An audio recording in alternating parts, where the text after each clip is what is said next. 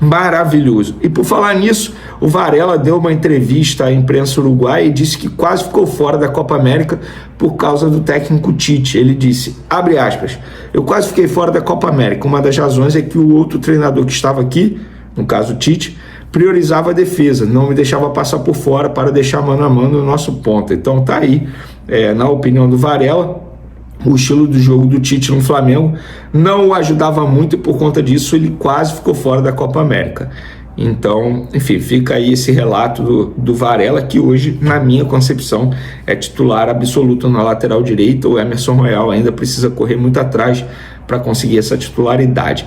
Por falar em Flamengo, Copa América me lembra jogador internacional. E Obi Mikel, nigeriano, meia, que jogou com Felipe Luiz no Chelsea, inclusive ele é ídolo no Chelsea, ele visitou as estruturas do Flamengo a convite do Felipe Luiz, que é amigo dele, e em entrevista à Flamengo TV ele elogiou demais as estruturas do Flamengo, comparando com a Premier League. Olha isso, abre aspas, foi minha primeira vez aqui, as instalações são absolutamente fantásticas, parecem da Premier League, o gramado, a estrutura, tudo parece muito, muito bom, estou muito impressionado. Claro, vim ver o meu velho amigo Felipe Luiz, joguei com ele no Chelsea, ele me convidou e eu agradeço muito, tenho acompanhado o progresso dele como treinador, joguei com ele, conheço o estilo de jogo dele, eu assisti ao Flamengo na Copa do Mundo de Clubes, analisei o jogo contra o Chelsea, foi realmente fantástico ver a forma como o Flamengo jogou. Eles foram ofensivos, todos pensaram que iriam se defender e recuar. Não. Eles foram para o jogo, pressionaram o Chelsea e venceram o jogo. Um futebol ofensivo muito empolgante de assistir. Inclusive ele revelou que vai estar no Maracanã nesse domingo para ver Flamengo e Grêmio. Nunca estive em um estádio no Brasil, mas vou adorar ir ao jogo porque uma coisa que os torcedores trazem é emoção. Seus torcedores na Copa do Mundo de Clubes faziam muito barulho. Foi muito empolgante ver como eles assistem ao jogo. Então, para mim, seria muito bom estar no estádio e experimentar essa atmosfera. Eu realmente estou ansioso por isso. Vai ser um grande jogo e espero, claro, que o Flamengo vença. Eu te entendo. Inclusive, eu estarei lá. A família Casagrande estará lá marcando presença no Maracanã. Mais de 64 mil presentes. Com certeza a gente vai ter no Maracanã nesse domingo, que eu espero que seja com vitória. O Flamengo tem tudo para vencer, mas repito, torcedor, você que vai ao Maracanã, não fique achando que será sempre um espetáculo, um show como foi diante do Vitória. Não é todo dia que aquilo acontece. Caso seja uma vitória magra, não vai. Caso não seja uma vitória, porque o Flamengo não vai vencer sempre, não vai. Não adianta vaiar, o Flamengo é o atual líder do Campeonato Brasileiro. Repito, não vai vencer sempre. Mas eu acho que vai vencer nesse domingo, mesmo o Grêmio montando com certeza absoluta uma retranca, porque estamos falando de Mano Menezes. E para furar essa retranca, o Flamengo vai ter à disposição um jogador de seleção brasileira. Samuel Lino foi chamado pelo técnico Carlo Ancelotti nesse sábado para a vaga de Matheus Cunha, que sofreu uma lesão muscular, e o Samuel Lino foi chamado. Para os rivais que estão falando, só está sendo chamado porque joga no Flamengo. Não, ele inclusive já esteve em pré-lista de Dorival Júnior. É um jogador que sempre foi acompanhado. Óbvio, com um bom momento dele no Flamengo, ele começou muito bem a trajetória dele no Flamengo, jogando muita bola. E o Carlo Ancelotti conhece o Samuel Lino de outros carnavais, desde os tempos de futebol espanhol, quando eles se enfrentavam na Espanha. Samuel Lino no Atlético de Madrid, Carlo Ancelotti, treinador do Real Madrid. Então, não é nenhum absurdo ele ser chamado, muito pelo contrário. Falei até com uma amiga minha aqui, a Camila, beijo para ela, que está sempre assistindo aos vídeos aqui. Falei, olha, para ser sincero, eu esperava essa convocação já na primeira lista. Aí veio essa lesão no Matheus Cunha e o Samuel Lino acabou sendo chamado. Falar agora de mercado da bola, porque o Flamengo deu uma aula de negócio para cima do Santos no empréstimo do Vitor Hugo. Mas antes, galera, vou falar sobre o alívio salarial aí que o Flamengo vai ter nas saídas de Lohan, Matheus Gonçalves e Vitor Hugo. Juntando os três jogadores, o Flamengo gastava por mês com salário cerca de R$1 milhão. Ou seja, a saída dos três dá esse alívio na folha do Flamengo, sendo que esses três jogadores nem sequer eram utilizados pelo técnico Felipe Luiz. Sobretudo o Lohan, que estava no Sub-20. Inclusive, o salário do Lohan, se bobear, juntando todo o time do Sub-20, não dá o salário do Lohan. Mas, enfim, não vou entrar em detalhes. Mas é uma informação. alívio na folha salarial é uma informação. Só que o Michael sozinho recebe praticamente a mesma coisa ou até mais, juntando os 3 jogadores. Então, por isso que o Flamengo, entre aspas, quer se livrar do jogador, porque o jogador não tem mais espaço por conta da concorrência, né, no setor dele, no setor ofensivo, esquece. Na frente dele tem muita gente, mas muita gente mesmo. Samuel Lino, Cebolinha, o próprio Bruno Henrique, para mim, está na frente dele, jogando como ponta esquerda. O Gonzalo Plata pode jogar ali, o Luiz Araújo pode jogar ali.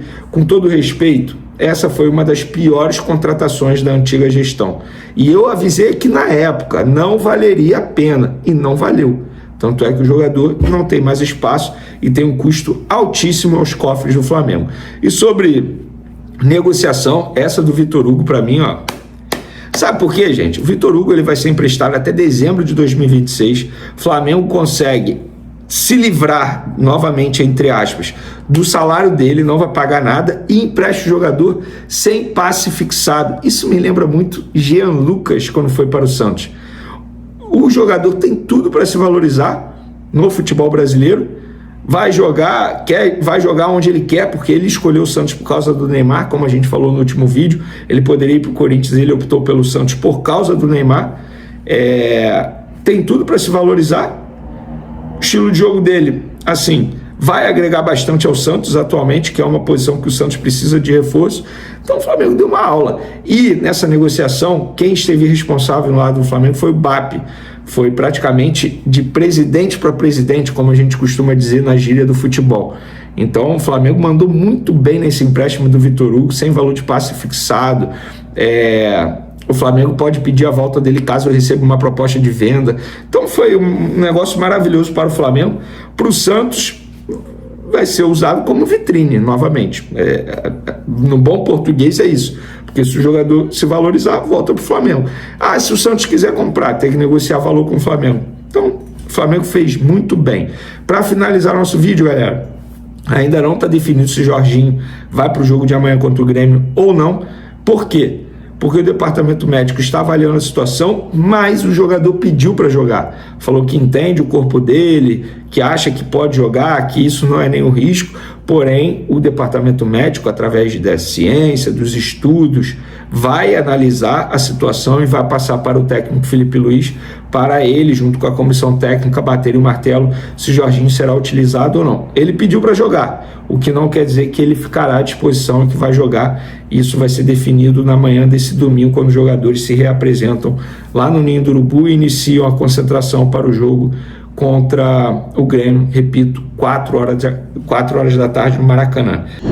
Não tem como não repercutir um 8-0, né? E é importante colocar no contexto, especialmente para os mais jovens ou aqueles que têm memória fraca, quando você vê a lista de maiores goleadas, Corinthians 10, Tiradentes do Piauí 1. O Tiradentes até acho que era o time da Polícia Militar lá do Piauí na época, se não for memória, tinha um tigre, assim, um sino. E na época, gente, o Campeonato Brasileiro tinha quase 100 times. Esses tempos aí, 70, 80, 90, poucos times. 79, né, foi o ano com mais times, foram 94, se não me engano, algo assim. Então você tinha times que hoje nem seriam nem da Série D de dado. Era um mega campeonato com mata-mata, com grupos intermináveis, uma coisa bem louca, muito diferente do que é hoje. Então havia confrontos de uma disparidade técnica muito maior, o abismo era muito maior, tá? Vale para 10-1 do Corinthians do Tiradentes, para os 9-0 do Vasco na Tunaluso, né, lá do Pará, e também para o jogo, até para o jogo que eu estava na geral do Maracanã, e vi o Nunes meter 5 gols no Fortaleza em 81. O Fortaleza 81, ele não era o Fortaleza de agora, que tá mal agora, nesse momento exato está mal, mas é o Fortaleza que acabou de sair da Libertadores. Fortaleza 81 não brigava para a Libertadores, não tinha isso. Ele disputava a Série A porque eram muitos times. O Fortaleza se fortaleceu muito depois e passou a ser mais competitivo. O Flamengo fez 8-0 num time da Série A, com pontos corridos, acesso e descenso. Um time que não caiu no ano passado, um time que já foi vice-campeão brasileiro no mata-mata, né, o Vitória, em 93, né, contra o Palmeiras. Um time que tomou no máximo 2 gols até então, no mesmo jogo, que empatou em casa com Cruzeiro e Palmeiras e com o Botafogo no Rio de Janeiro. Por exemplo, o Flamengo fez 2 em 2-3 minutos, sei lá, e meteu 8 no final. Isso não é normal. Isso aí é um negócio muito atípico, muito fora da curva. É impactante? Claro que é. Claro que é. Então as goleadas têm que ser colocadas no contexto. Essa goleada, na minha opinião, ela é muito maior do que os 8-0 do Flamengo em 81 e essas duas do Corinthians, entre outras. Talvez só possa ser comparada... Vasco na Luz, né? Vasco na Luz. Você pode comparar talvez com... sejam maiores que essa. 7 do Corinthians no Santos. Aí é um clássico com 7 gols, né, porra? Aí é um clássico. É outro papo. Então foi um resultado muito, muito marcante. Uma grande imposição técnica, com o Flamengo jogando com pé embaixo o tempo todo, mas isso não vai mais acontecer, provavelmente, porque o calendário não vai deixar.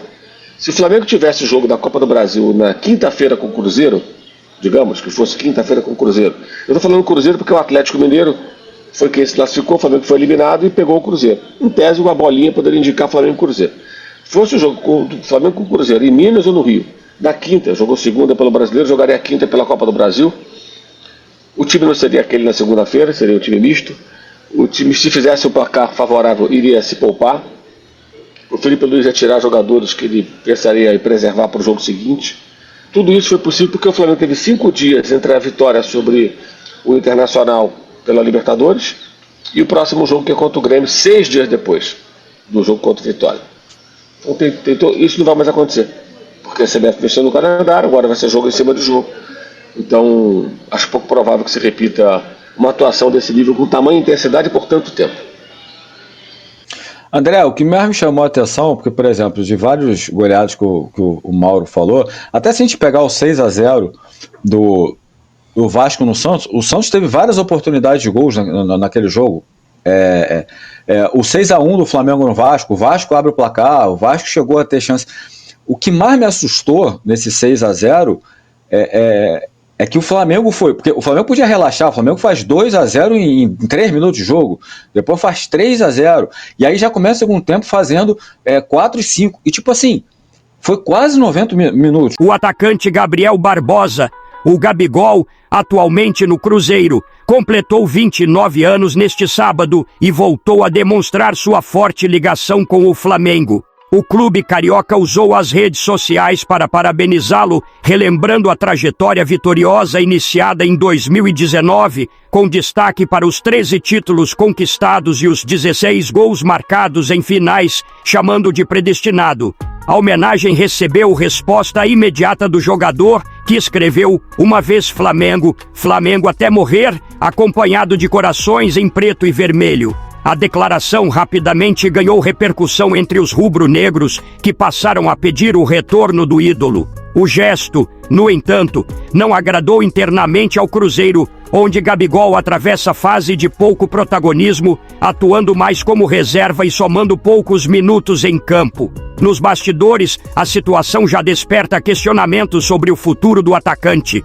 Pessoas próximas ao atleta afirmam que ele não esconde a insatisfação e mantém o Flamengo como prioridade para uma eventual volta em 2026, quando poderá buscar uma nova transferência.